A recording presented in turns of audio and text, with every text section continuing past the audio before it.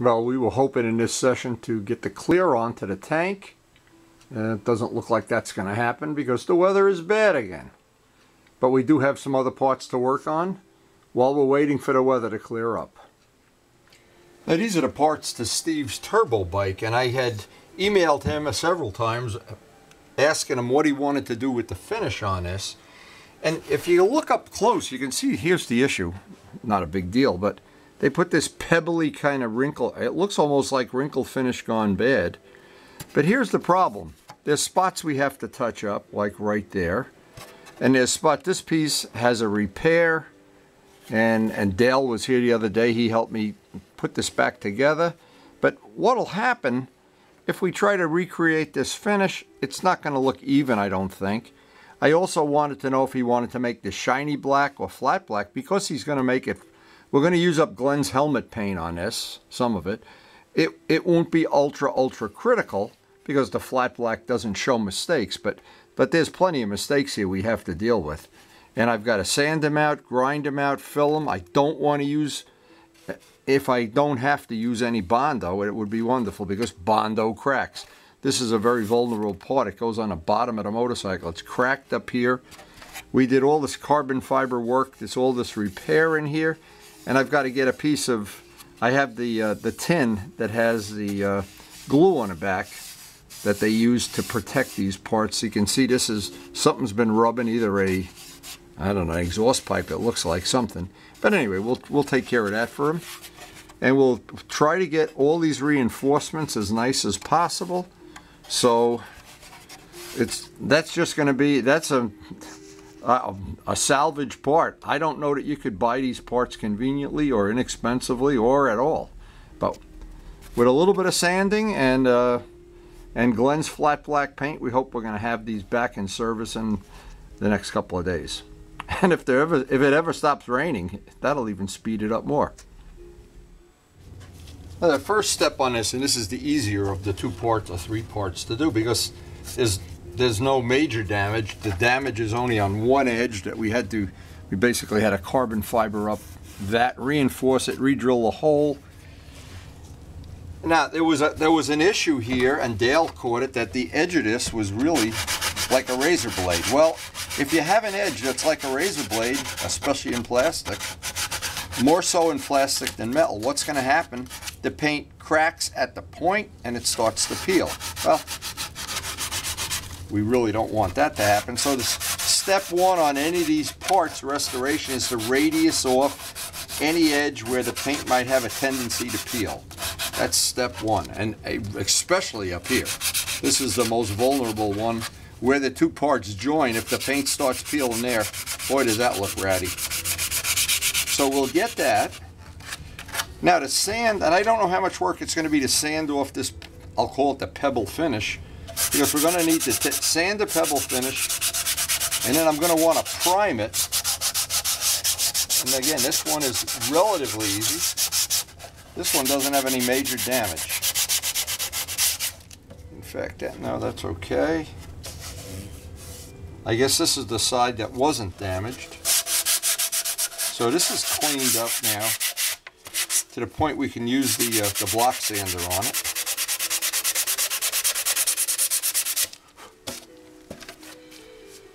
Okay, now be ready. We're going to get the vibrator sander and try to get that pebble finish down a little bit smoother, and then put some primer on it.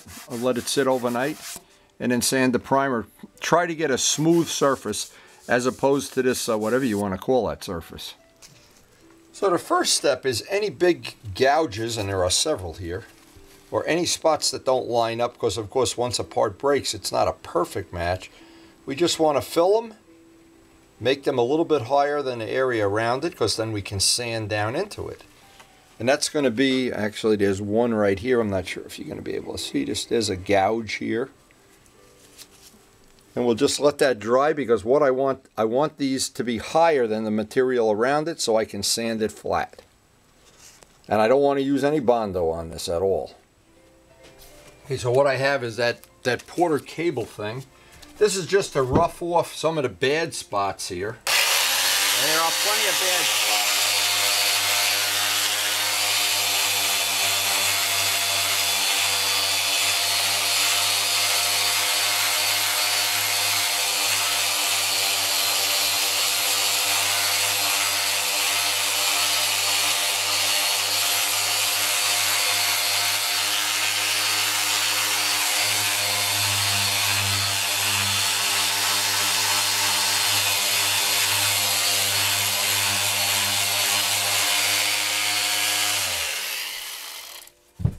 Now what I'm looking to do is get this rough, but I don't want to have such deep scratches that I have to put too much primer on it or over prime it.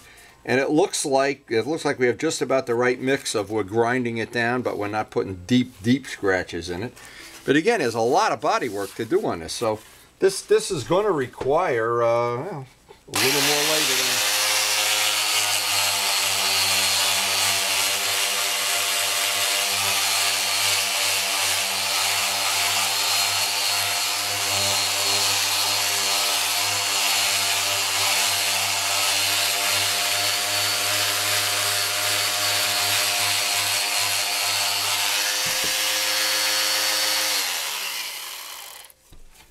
And actually, this part of it, this is rough, dirty work doing this part of it. It's about as much fun as being in a Mexican prison camp. But you can see what's happened. We already got some of it. I'll just repeat this over and over. Fill it in with CA, sand it smooth, fill it in, sand it smooth, until I get this whole contour that I don't have any deep gouges. And then I'll be ready to get some sandpaper and some soapy water, and then get it smooth enough that it'll be ready to prime. But there's just a lot of work to do on this. I will get it done. Now at some point in the grinding you can always tell where you still have to fill, because there's a shiny spot. Wherever it's shiny, it means there's a divot. So this is where the CA really comes into its own. If we were doing this with Bondo, I know I can hear all the people, oh yeah, this is put Bondo in there. Well, now what I'm doing, I'm taking the dust from the plastic and mixing it up with the CA to make what amounts to be plastic concrete, which is going to sand just like, let me just show this up close. That's plastic Bondo. CA, I've done the grinding with the Porter cable, and then what I've done is just leave the dust on there, because we don't care if there's a lump. We can easily sand a lump down, but you can't sand a river down. So once you understand how that technology, how this works, and you can eliminate Bondo out of fairing repair, it's the Bondo that when you spend all the time like Glenn did on his Ducati or any of these, any bike that whether you really can't buy the bodywork anymore, any of these antique bikes, the problem is, you know, as always, you want it to be as perfect as possible, but then you want it that it doesn't crack again. A week later, you go by and you run over a raccoon or something, and there goes the bodywork again, or a chunk of Bondo comes out. Now, up around here, we got to do some shaping up around here. But again, this is just cosmetic work. All the mechanical work on this is done. The mechanical part of this is perfect. That should ensure, unless Steve is really rough on equipment, which maybe he is. we don't know. But anyway, even if he is rough on equipment, we'll still try our best here to get this right. But now, this is going to dry. If I want to speed up the drying, I can just hit it with Kicker. And in a matter of, well, Bondo, you usually have to wait a few minutes. But this material,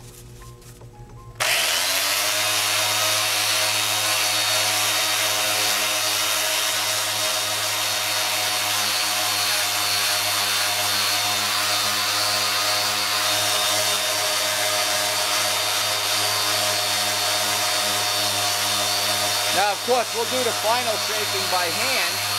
This is just roughing it out.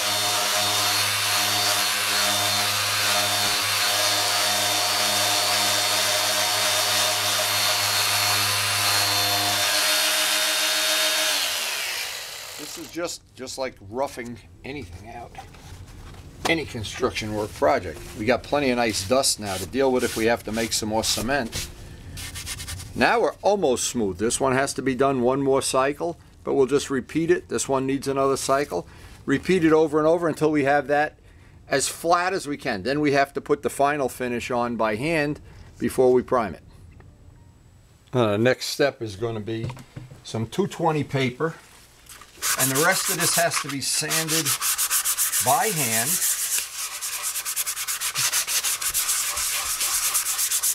And I can't really use a block because everything is a curve here. But it looks like the repairs that we've done on this are going to be really nice. And Steve was going to have that flat finish he always wanted. I'm not a flat finish guy, so, but it's okay.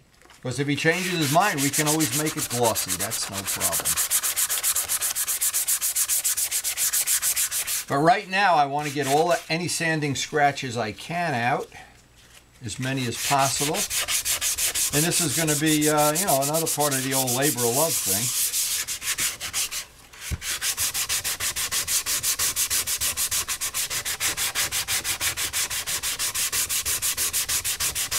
And sooner or later, it'll have just a little texture. It looks like we're coming up on it now. I'll get out anything really deep that I possibly can, and it'll be ready for a coat of primer. Again, it's just, as I look at it, there's still some little divots in there, but we don't care because they'll fill with primer. I just don't want any big giant things. I don't have a big glob of peanut butter right in the middle of this project. Now this piece is a casting, but you can see how, I don't know if you can see how rough it is. It's really rough. So before I even do anything with it, I'd like to get some of that roughness off.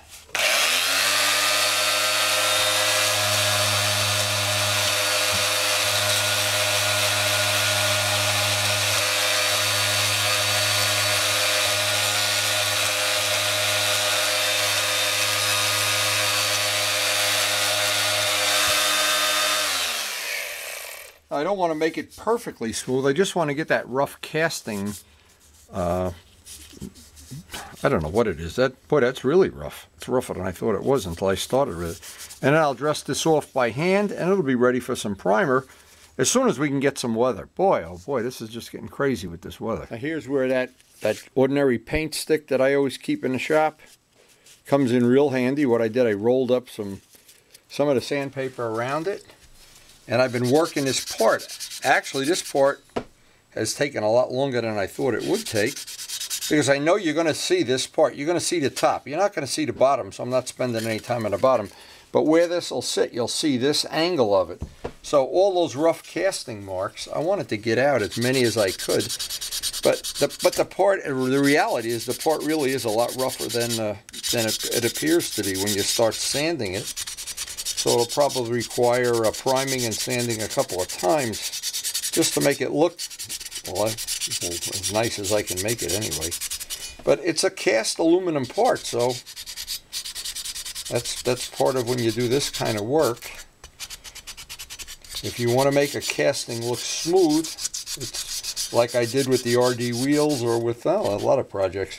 There's just a lot of sanding. Now, another thing, you're going to see this edge. So what I've been real careful about doing is trying to get any imperfections out of that edge that I can reasonably get out. Because this is the edge you will see.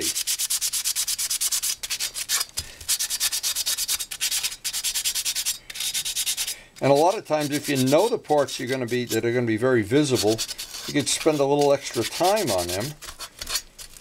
And I know down here you're going to see this.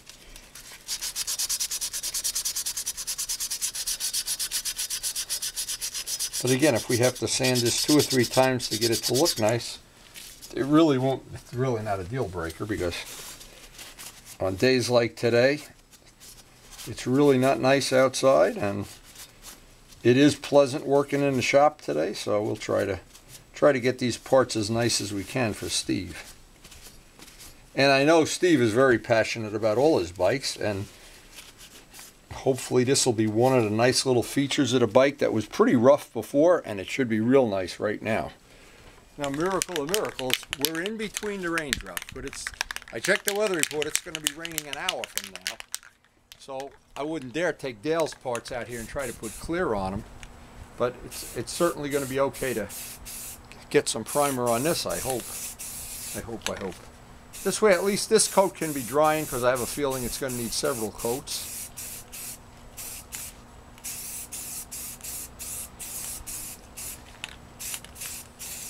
And this is, by the way, the primer that I found. It's about $6 a can in Lowe's or Home Depot. And all the expensive body shop stuff, I haven't found it to be any better. The stuff that's $15 a can. So I've been kind of using this.